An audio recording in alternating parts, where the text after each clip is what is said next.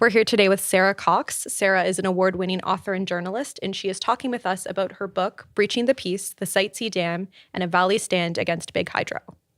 So Sarah, just to get started here, we're here in Ottawa, and I think our listeners may not kind of be familiar with the nuances of BC politics and how that impacted what happened with the Site C Dam. So I was wondering if you could help contextualize that for our listeners.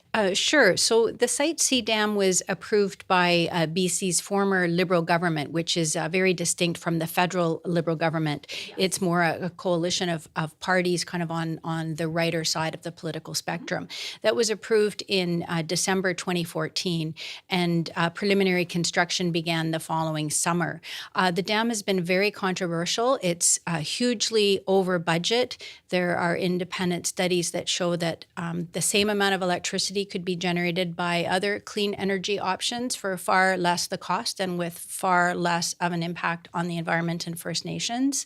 We had a change of government about a year and a half ago. We now have a minority NDP government in a collaboration with the BC Green Party. That government had an opportunity to press the halt button on the Site C Dam almost a year ago, and they chose to continue with it. It is hugely controversial. There is still a court case launched by two First Nations claiming that this dam and two previous dams on the Peace River unjustifiably infringe their constitutionally protected treaty rights. It's very much a project in progress. Like the Muskrat Falls Dam in Newfoundland and Labrador, and like the Kiosk Dam in northern Manitoba, it is hugely over budget. You mentioned the environmental impacts. Who are some of the people who will be directly impacted by this dam? This dam has numerous impacts. If you look just at some of the social impacts, there's a farming community in the valley, and the dam will affect 105 private properties directly. It will affect 34 farms directly and many more farms indirectly. It will force farmers and other people from their homes, including seniors, including families with young children, including third-generation farmers. It will have a devastating impact on First Nations communities who have been using, of course, this valley for millennia. You mentioned that people would be forced to lose their homes and their property. Is there any plan for rehousing or any compensation? What has happened so far is that they've started to expropriate families at one end of the valley. And so the first round of expropriations took place almost 2 years ago. Most of those people are actually still in their homes. There's one couple, Ken and Arlene Boone, who've been at the forefront of the fight to stop Site C. They are still in their home, which is now owned by the BC government. It's actually the farmhouse that Arlene's grandfather built. And you dedicated your book to them, correct? I did. I wanted to honor their story. They were very generous with me in terms of sharing their time and showing me around the valley and letting me intrude on their life, which had already been greatly intruded upon. And I just wanted to honor their story. They have basically spent the last 8 years or so, almost full time when they're not farming, trying to shed light on why this project is not needed and the incredible destruction that it will cause. And for the people who are still living in their homes right now, how are their daily lives impacted? Their daily lives are hugely impacted. There's a lot of geotechnical drilling. There are a lot of work crews. Work crews can come on to their property at any time. It's very noisy. It's very intrusive. They feel like they are constantly under siege. I read somewhere that you've been working on this book since about 2013. Is that correct? Well, 2013 was actually the first time that I went up to the Peace River Valley, and it only occurred to me to write a book about it a few years after that. So I had the idea for the book probably in late 2015 and started working on it in earnest in 2016. Can you walk me through the process of writing this book? Well, I wanted to tell a story that I felt wasn't being told. I live in Victoria, which is a long way from the Peace River Valley, even though it's the same province. If I were to drive to the Peace River Valley, I'd have to, first of all, take a ferry for an hour and a half, and then that would get me near Vancouver, and then I'd have to drive for another 14 hours. So it's a project that's largely been out of sight and out of mind for British Columbians. And the more time I spent in the region, the more shocked on some levels I was by what was unfolding up there and what people in the province and elsewhere just didn't know about. And so the book very much seeks to tell the story of the farmers and First Nations and others who have been fighting this project. And it also seeks to shed light on the fact that this project is completely unnecessary. You know, you mentioned how you really wanted to tell the stories of the people who are impacted by this and who are fighting against this. And I've read that your story is really driven by the different people. Do you mind, is there one story that kind of sticks out to you that you'd like to share with us? Well, when I sat down to interview Chief Roland Wilson from West Moberly First Nations, one thing that he explained to me is that you couldn't possibly look at Site C on its own. You had to look at it in the context of the 2 previous dams on the Peace River, which had erased most of the Peace River Valley that Indigenous peoples have used for millennia. And one consequence of the WAC Bennett Dam, much further upstream on the Peace River, is methylmercury contamination of bull trout and other fish upon which First Nations have relied. And Site C would be no different. It would basically poison the remaining bull trout populations in the Peace River with methylmercury. And one of the things that I had read about was you mentioned how for Indigenous peoples, this will severely impact traditional practices. It will impact their way of life. Can you talk a little bit more about how that will be impacting Indigenous peoples? Yes. So right now, BC's northeast, where the piece is ground zero for resource development in the province. There's logging, there's coal mining, there's other types of mining, there's conventional oil and gas development, there's fracking, and there's very little of that's still intact. The Peace River Valley that would be flooded by Site C is one of the areas that's still available for First Nations for Indigenous practices, which include hunting and fishing and spiritual practices. And right across the creek from where Ken and Arlene Boone live is a First Nations cultural area where there are elder and youth gatherings. It's a place where there are multiple grave sites. And this is an area that would be lost or impacted by the dam. And so this has kind of become a fight within a larger fight to try to prevent this area from being destroyed. In a lot of these conversations that we've been hearing about hydroelectric projects, one of the things that doesn't come up quite a bit, but does come up in your book, are alternative options that are equally sustainable. Do you mind kind of walking us through some of those?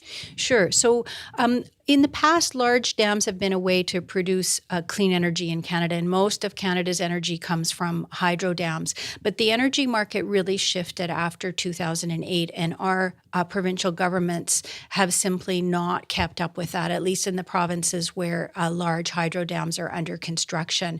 They're very, very expensive projects. They're very destructive. They often affect agricultural areas, as in the case of the Site C Dam. They all 3 dams that are under construction in Canada right now affect Indigenous communities. And there are far cheaper ways to produce clean energy right now, such as wind and solar. The prices of those have been dropping. There are now, you can get wind and solar power in the States with storage.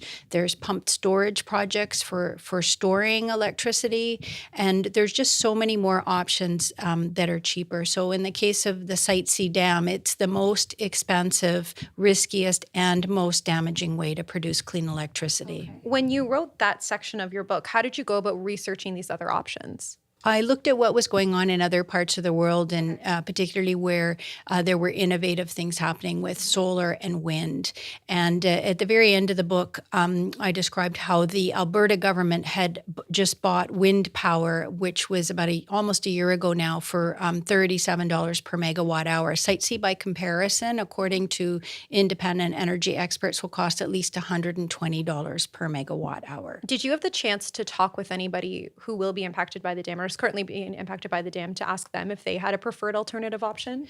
Oh, yes. The First Nations have been asking for geothermal, which is a very viable option in British Columbia, would create many more long-term jobs than the Site C Dam would create. First Nations communities all over the province are eager to get involved in clean energy options, and they haven't been able to, except in a few cases, because BC does not need any more energy. We didn't need the energy from Site C, and even if we did need the energy, the First First Nations communities would like to be engaging in those clean energy projects. So you mentioned there were a few cases where that did work out. Are you able to talk about any of those?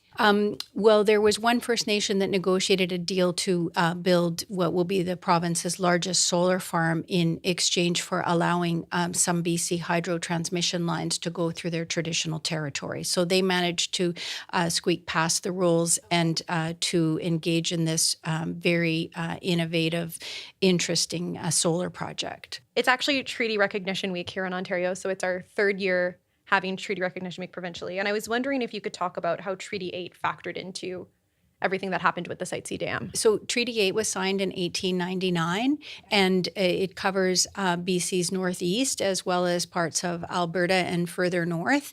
And what it did is it guaranteed Indigenous communities that they would be able to continue to practice a traditional way of life. It also allowed the Crown, in this case the government of British Columbia, to take up land with a proviso that First Nations communities and members could continue their traditional practices. But what we've seen is that more and more land has been taken up, and First Nations are saying that there is nowhere now where they can engage in these traditional practices that keep their culture alive.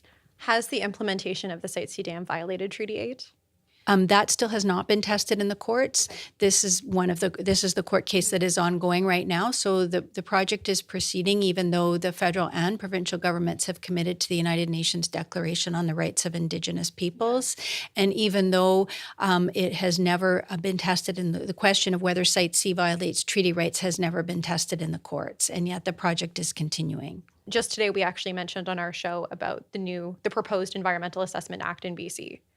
What are your thoughts on that with that new act that's, it says that it's basically in commitment with the United Nations Declaration? What are your thoughts on that act, knowing what has happened in the province and what is happening right now? I just barely caught that news as I was coming in here on my phone. The new government had said that they would revitalize that act. I wonder, I haven't looked at the fine print, but I wonder if there's any way that Site C could have gone ahead with the changes that they propose to this act. What do you hope readers take away from your book? I hope that readers take away the stories of the people who continue to fight this project, and that they learn, as I did, a lot more about Indigenous rights and Indigenous culture. It was very much an eye-opening experience for me to go out and spend time in the Valley and surrounding communities and to learn about this. And also, I think that again, we're kind of stuck in the past in Canada with these big hydro dams. There's no need for large hydro dams right now to produce clean energy in this country. Again, it can be done for far less money and with far less destruction and with respect for Indigenous rights. I'm curious, is there anyone or any people in particular you would like to read your book, or who you would send a copy to? Well, I know that a few people raised money to buy books and sent them to all the BC members of the Legislative Assembly. Yes. So I haven't heard back from anyone since that, but I do hope that federal politicians read it, because I think that there's a lot of misinformation out there about this project. And what I tried to do is to look at the facts, not the spin behind the project. And I think that there are misconceptions about the project, about the need for the energy. I think the fact that it is a clean energy project means that there's a lot of people who are concerned about global warming that automatically think this is a good project just because it has clean energy in its name. And I hope that those people read the book and think about whether or not we need any more large dams in Canada. Sarah, thank you so much for taking the time to chat with me. Before we go, I just wondered if there were any other thoughts that you personally wanted to share, or if there was anything else you wanted to touch on. I'm struck by the parallels between the Muskrat Falls Dam in Labrador, the Kiosk Dam in Manitoba, and Site C. All are hugely over budget. The electricity from all three dams will never be able to be sold for anywhere near what it costs to produce it, and the people who will ultimately be on the hook are BC Hydro customers in all three provinces. Thank you so much.